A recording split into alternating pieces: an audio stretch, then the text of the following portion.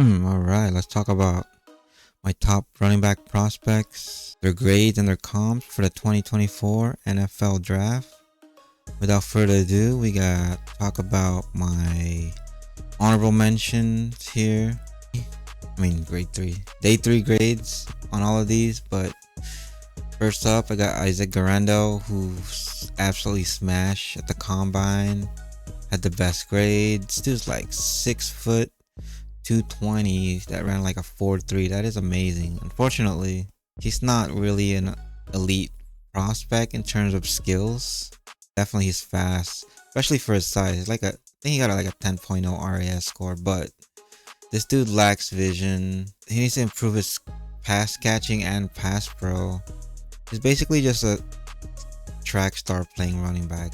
He definitely needs to, most likely gonna be a special teams in the NFL if he for some reason improve his skills, although it's very unlikely because he's I think 23 years old. So but there's still a chance he can carve out a role and be on the team for like 1 or 2 years, probably like a practice squad player, and then if he shows enough improvement, he'll get a crack at become a running back. I don't see more than like 4 or 5 carries in any NFL game, but got a day 3 grade, possibly like a 7th round pick, depending on which team loves the RAS scoring.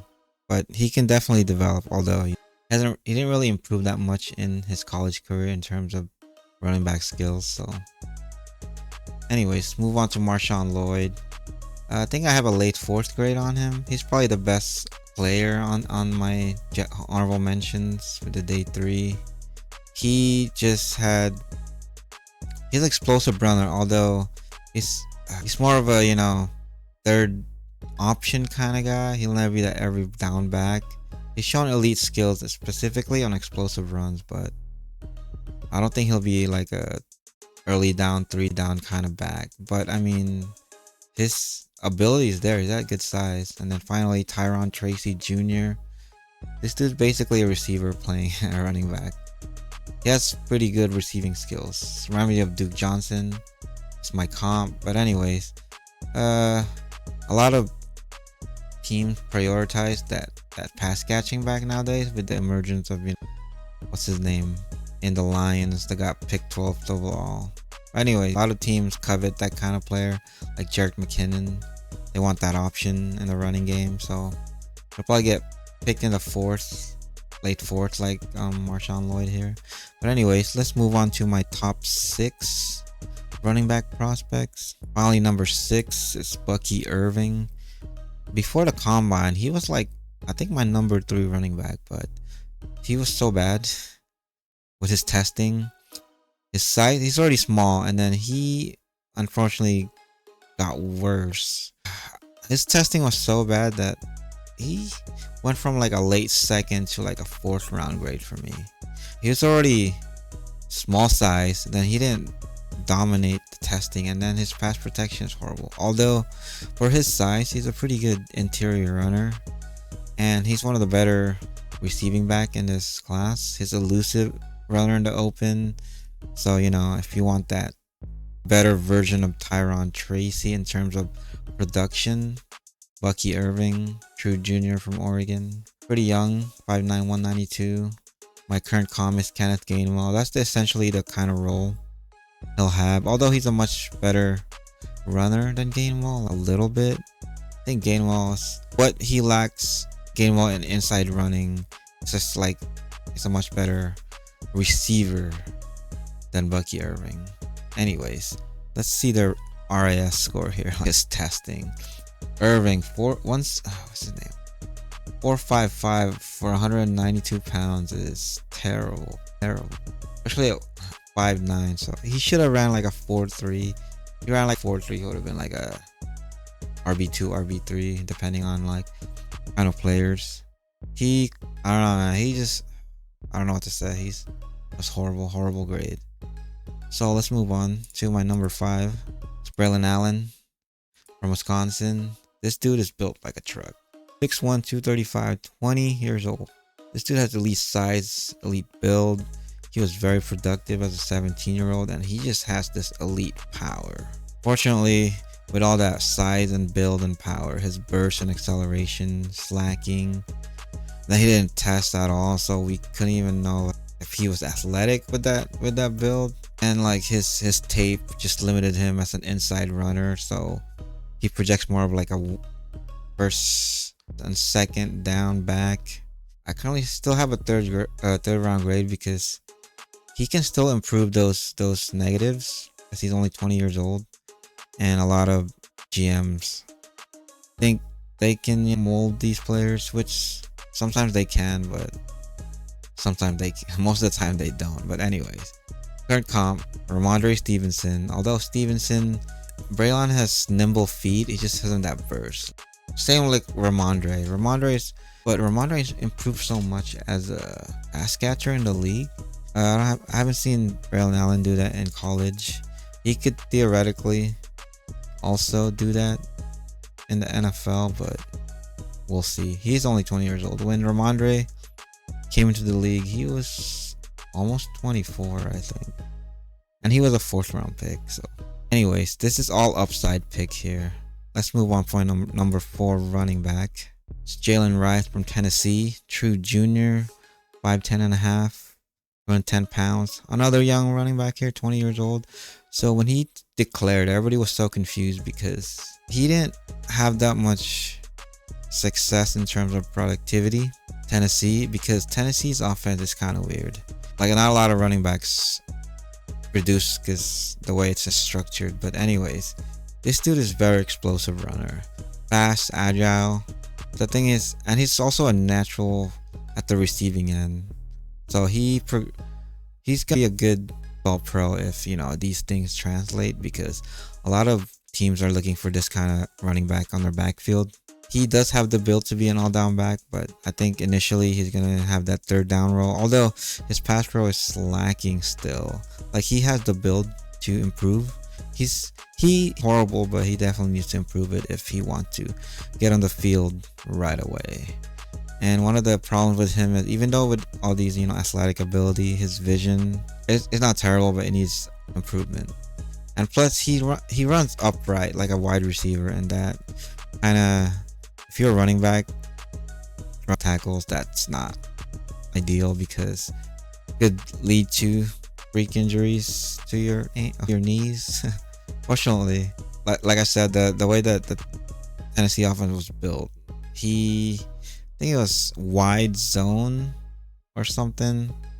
But anyways, got an early 3rd grade. I was so close to putting Chill late 2nd, but with, you know, his vision kind of lacking, and he's not really like that top-notch running back in terms of running back skills. He's just an athlete playing running back. That makes sense.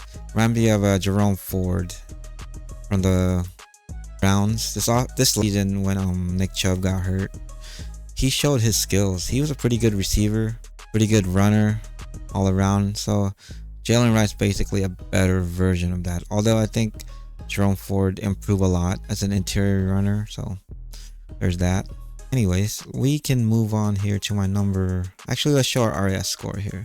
Jerome Ford, unfortunately, tested everywhere and didn't really do that well in the vert, and his broad and shuttle and tree cone just tanked his grade. But speed score and size is pretty similar to Jalen Rice. I mean, they have similar kind of skills too coming into the league. The only problem was with Jerome Ford. I think he was also 23 years old when he came in, so that kind of knocked him. I think he was a 6th round pick. I forget, but yeah, kind of 4.46. Pretty good, but it's not elite like Jalen Rice here. That's why I have an early 3rd, which potentially could be, you know, late 2nd, depending on how teams want to prioritize these type of running backs.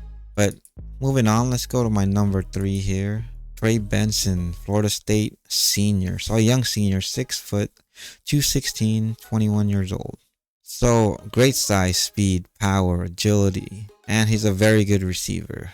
All that is great, right?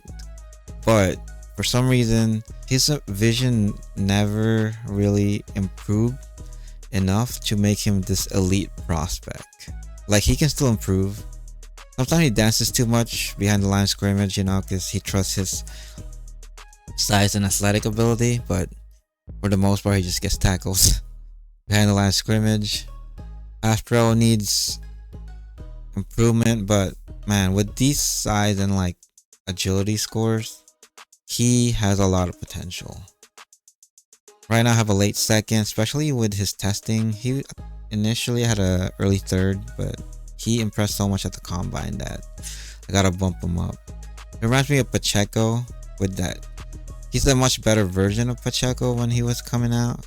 Like, Pacheco had a great build, although he wasn't a great receiver until he came into the league. So let's see here.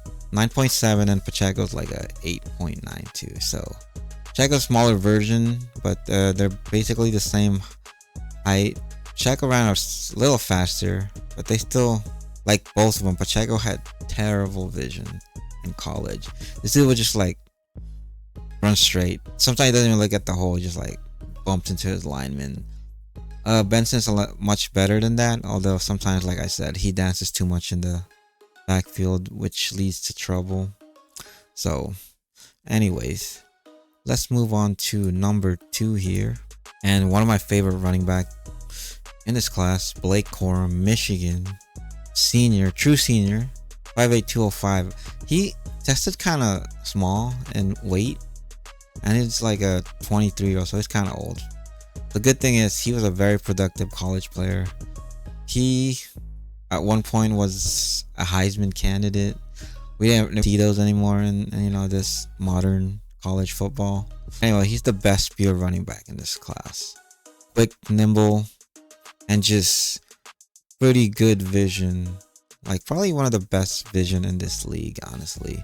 The only problem is he's old, although that's not really an issue anymore in running backs, especially because most NFL teams just need him for the rookie contract. And his size, like I said, he was listed at like 215 while playing at Michigan, and he's tested 10 pounds lighter, which is unfortunate, but that shouldn't affect his value too much. You can always gain weight. I think he did it so he could run faster. He actually ran pretty well. He ran 4.53, which is pretty good. That's like the cutoff for elite running back, fantasy players, and productive players.